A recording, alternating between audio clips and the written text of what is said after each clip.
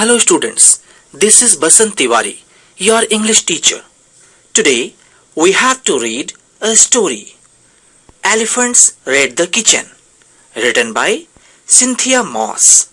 At first, let us know about the author. Cynthia Moss, a conservationist, wildlife researcher and writer, was born in New York on 24th July 1940.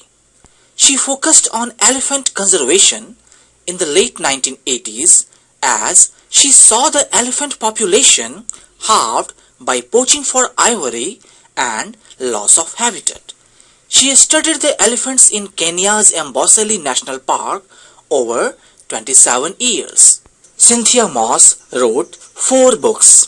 First, Portraits in the Wild. Second, Elephant Memories. Third, Echo of the Elephants. Fourth, Little Big Ears. She also became the co-author of Elephant Woman. Now, let us know some amazing facts about elephants. Elephants are the largest land mammal.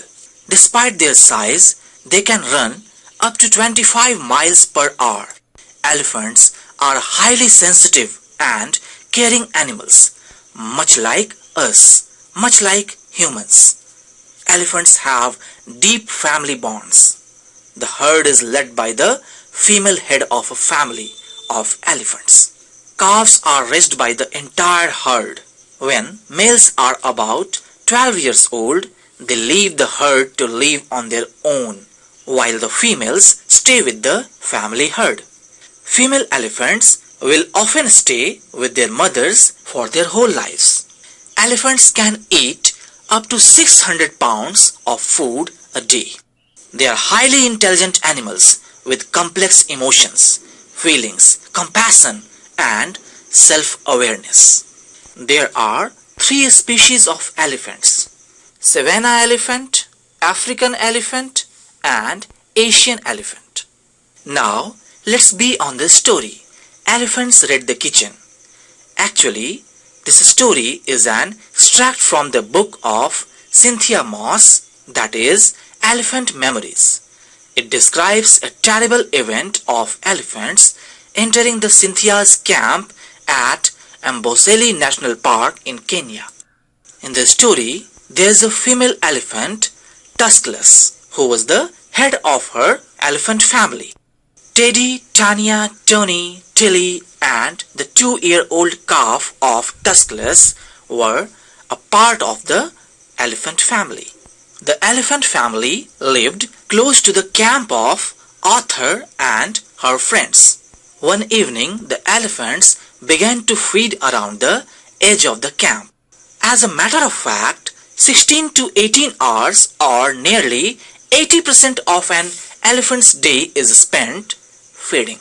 Elephants eat grass, small plants, bushes, fruits, twigs, tree bark, and roots.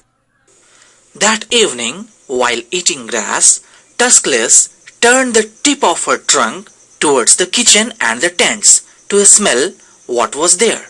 There was the delicious odor of very ripe bananas. There were no sound of people, as there was no one in the camp. Tuskless loved the bananas, as all the elephants do. She had first tasted them at the large feeding place, where a man used to come twice a day with a wheelbarrow full of vegetables and fruit scraps. Actually, wheelbarrow is a small cart with a single wheel at the front and 2 supporting legs and 2 handles at the rear, used typically for carrying loads in building work or in gardening. From that day onwards, Tuskless, the female elephant, started looking for the bananas particularly. A day before the raid, Masaku, the cook and camp worker, had left on 5 days leave.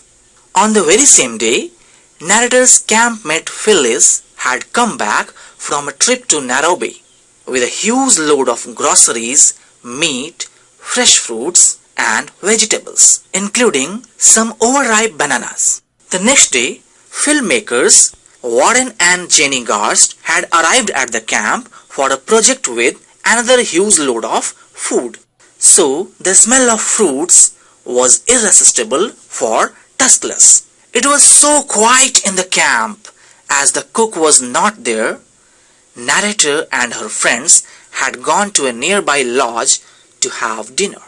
Now, Tuscalus, the female elephant, moves closer to the kitchen. She stopped feeding and called her companions by rumbling. They slowly approached the kitchen. The tent wasn't strong enough. It was made out of a few wooden posts, sisal poles, chicken wire, and roofing felt. Tuscalus wrapped her trunk around the main sisal pole of the tent and wrenched it away.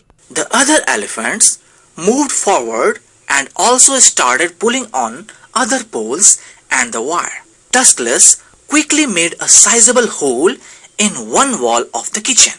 Then she became impatient and leaned her head against the wall and pushed it. The building swayed before collapsing sideways. This is how the elephants entered the kitchen. Once Tuscalus got her head inside, she began to pull things out. She gathered as much food as she could.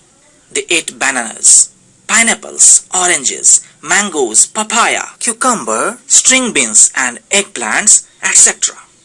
Because elephants can eat between 149 to 169 kg of vegetation daily. Once the fresh produce was finished, Tuscalus could smell the bread and cookies and crackers in one wooden cupboard. She smashed the cupboard, turned the tins upside down until they disgorged their contents. They ate up cookies and crackers, including plastic bags. They crushed a small camping fridge and a cooler. They knocked down the other cupboard with glasses and plates in it. The elephants pulled the bigger fridge until it gets disconnected from its gas cylinder. Noxious propane gas leaked out from the cylinder.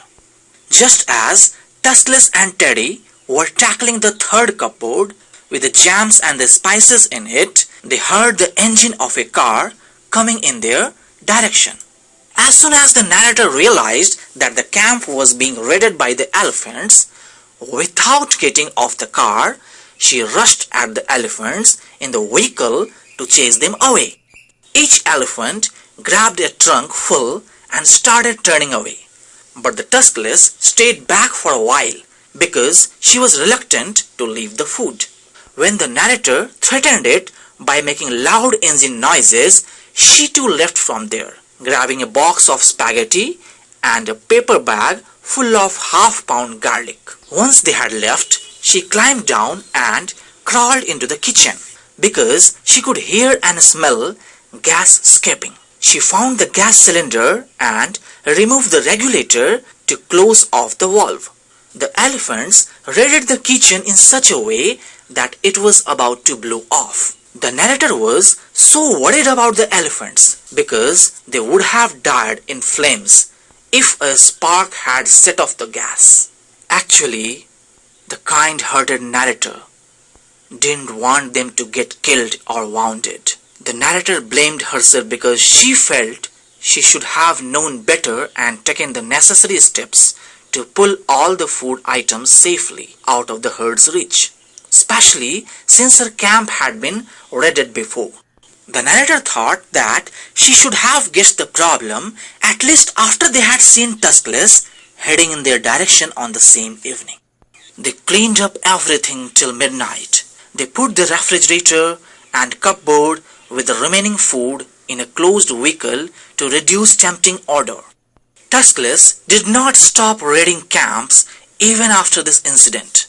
By the latter half of 1978, Tuscalus had become very bad about raiding camps. Sometimes they raided 3 or 4 camps a day.